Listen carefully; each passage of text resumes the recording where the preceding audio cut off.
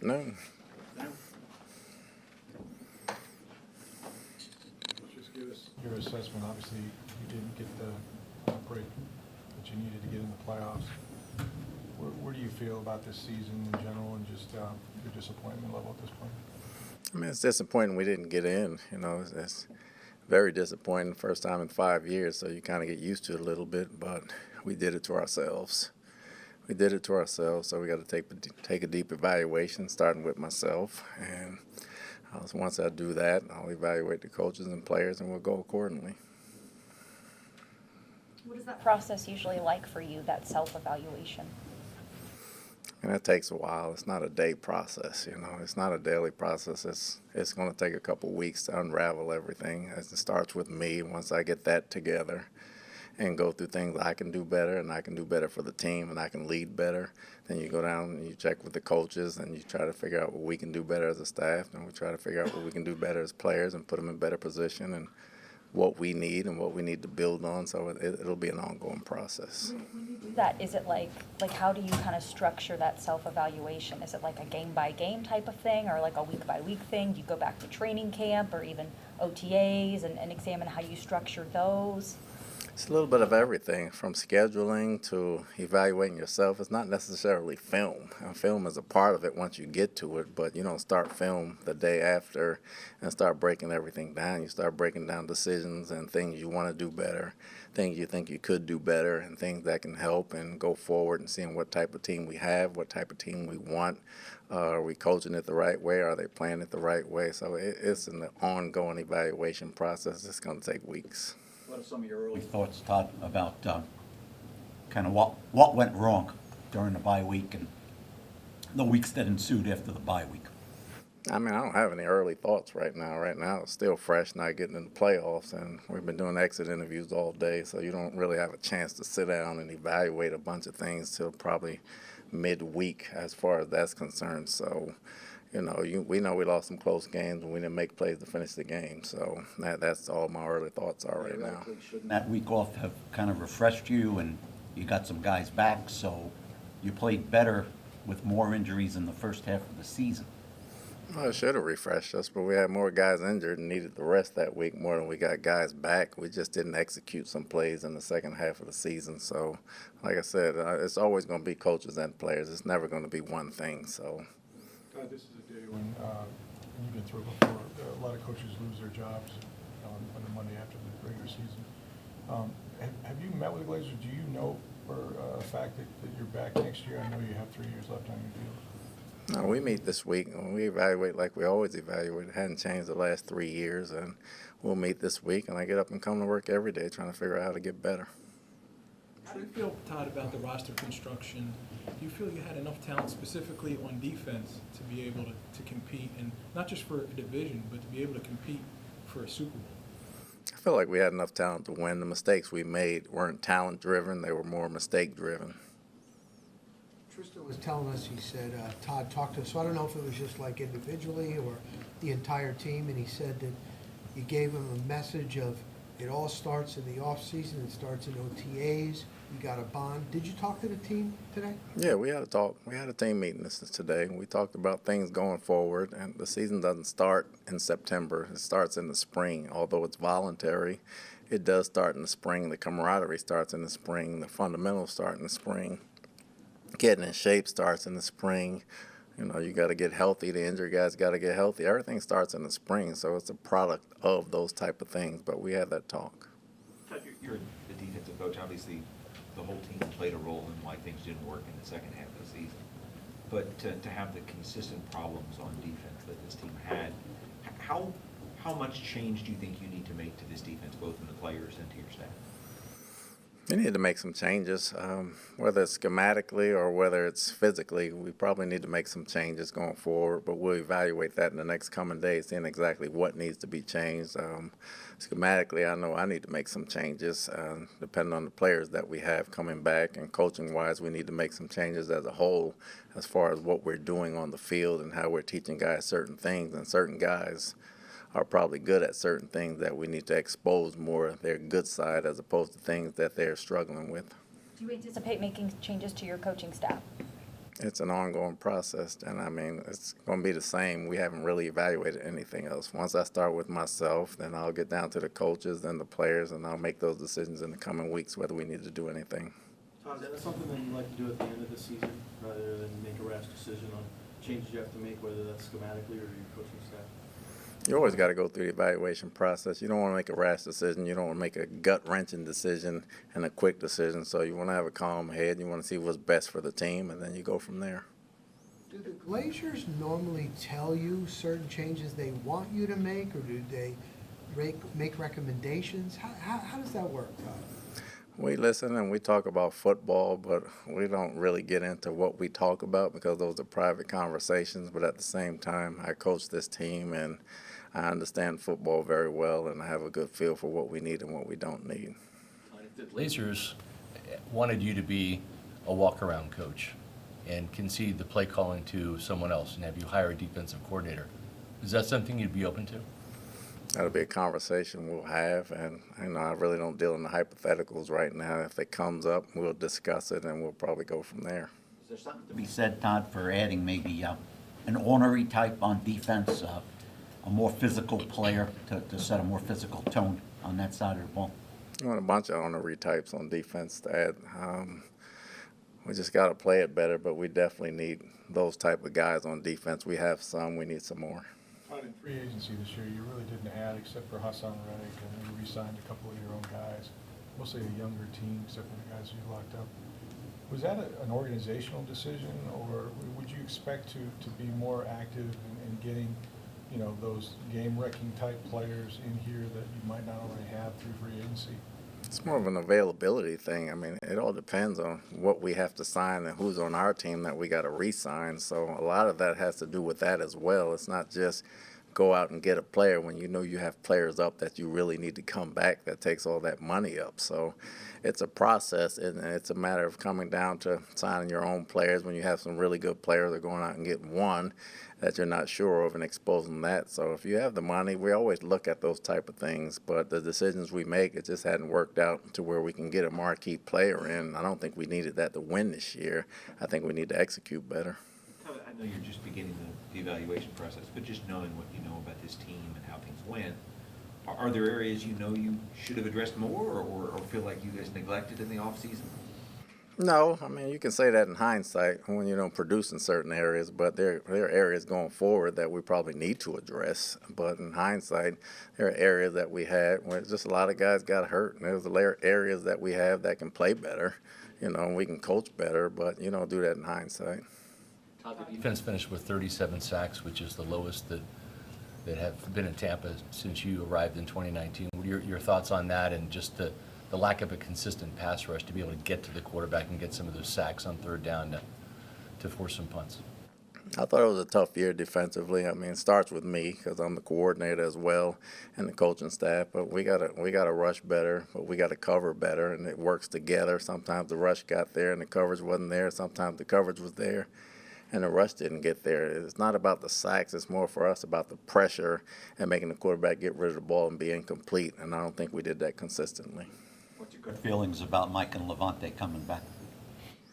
We both had long talks today, individually, separately, and we had our private conversations. And I think they've earned that right to make that decision when the time comes. And they're both heart and soul is in the Buccaneers, and it's just a matter of once they get over the pain and the wound and see how they feel and think clearly, and we'll kind of go from there. But we've allowed them to make that decision, so we'll wait and see.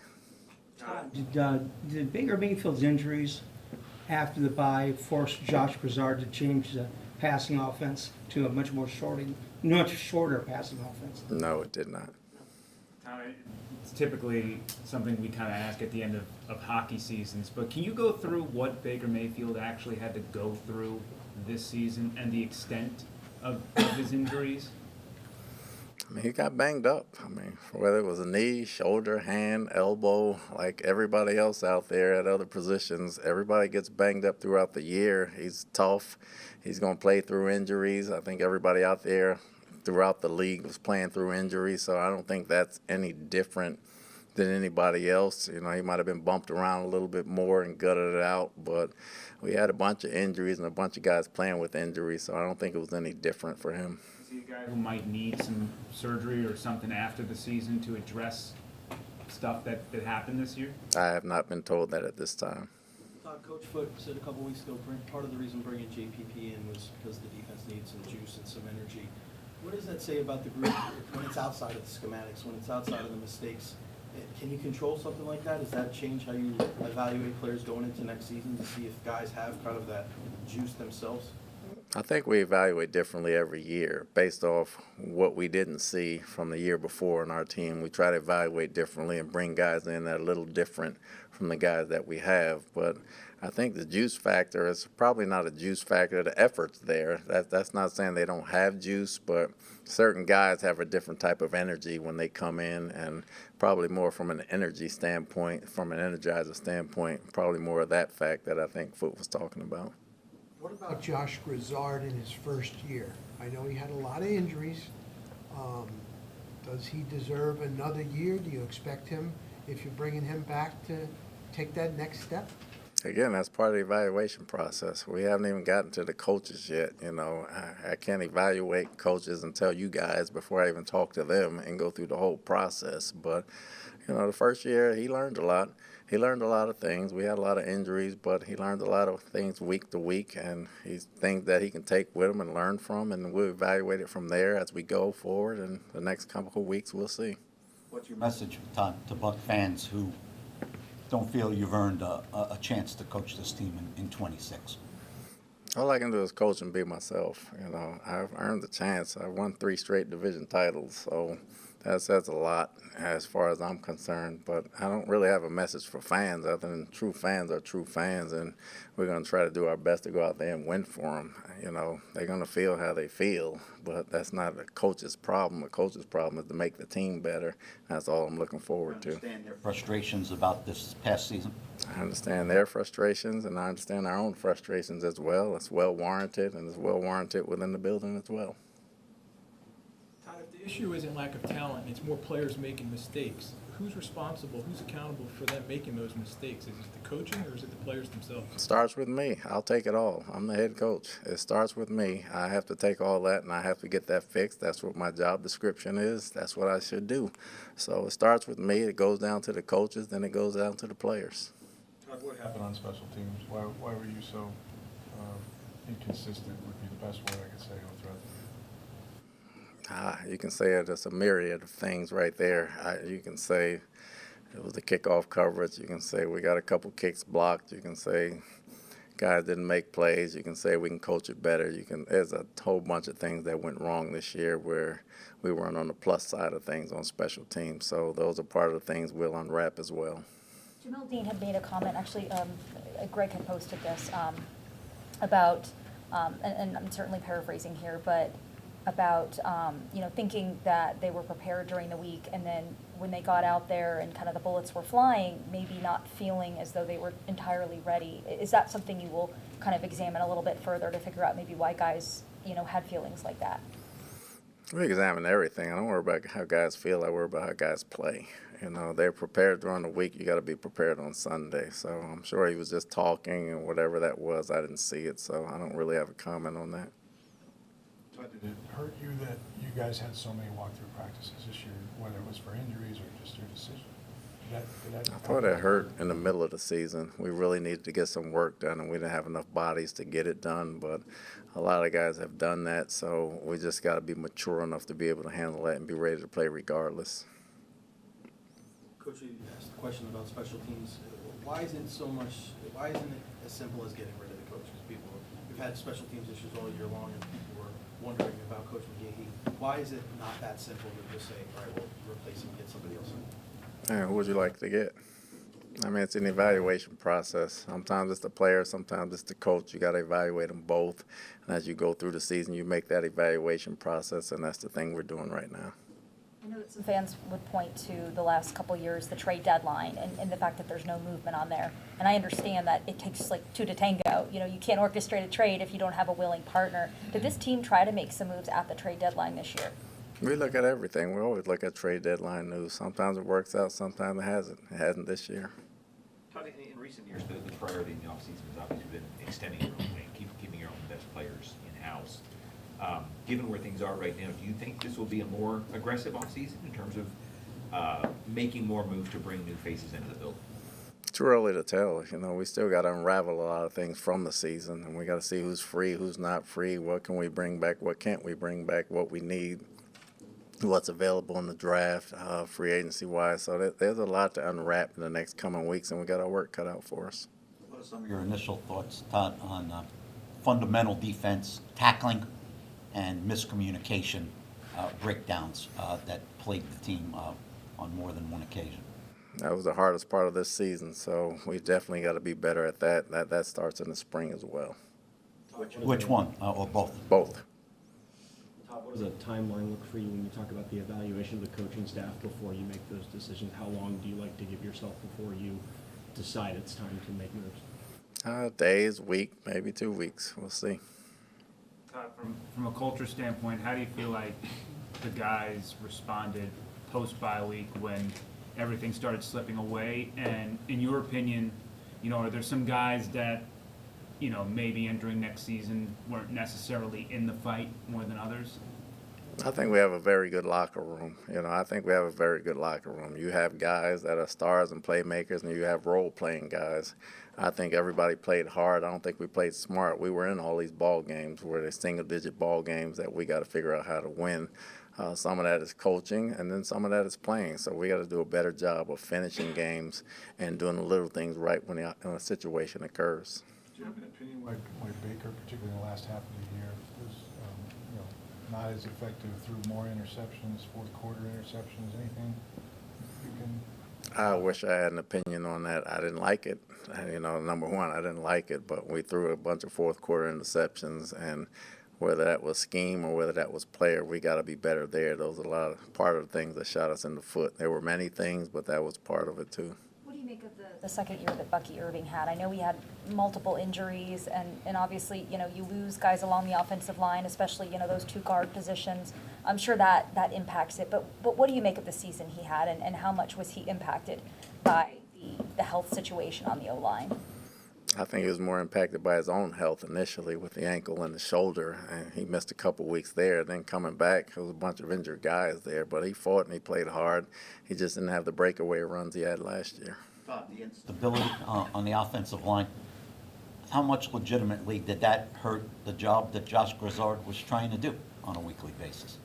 I don't know if it hurt it. You might have changed some plays, but that happens every year, all year, throughout the season with everybody. So we got to find ways as coaches to put us in the best way to move the football, and at times we did. So I don't know if it hurt it as much. It just made us play differently at times.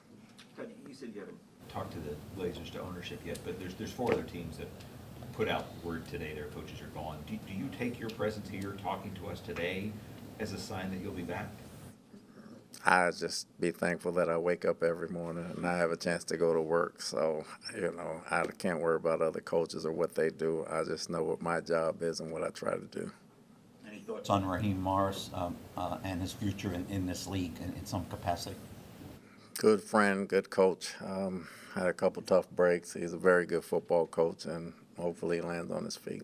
On paper, you would think that, and again, I know football games are not won on paper, but, the way the stars would align, you get Mike back, you get J-Mac back at the end of the season, Chris finds his footing, Bucky's getting healthier, and then you've had so much success the last several years in your division, and you had these 3 divisional games at the end, is it one of the more baffling things that this team wasn't able to come away with more wins during that time at the end of the season?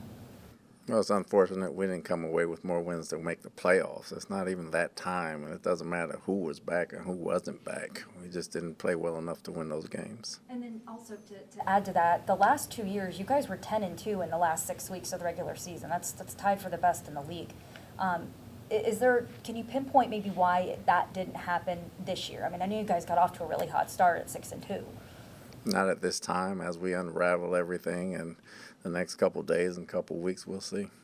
How disappointing was it that young guys like McCollum maybe Dennis, didn't develop to the extent that you wanted to see this season? I thought McCollum was developed. I thought he looked in the backfield with his eyes too much. I thought Voss got a little better as the season went on, especially in the run game. He can be a lot better. We had a good talk today about things to do better in the future, but they still have a bright future in this league. What are your thoughts on Yaya Diaby's season? He led your team in sacks again with 7. Maybe you didn't get the impact that you wanted from Hassan Reddick on the other side. He was clearly our best pass rusher up front. I thought he had a heck of a season, especially in the second half of the season. He's one of our best players. He plays hard. He plays with a lot of energy, and we just have to help him out with the other guys up front. Okay, thank you. Yeah.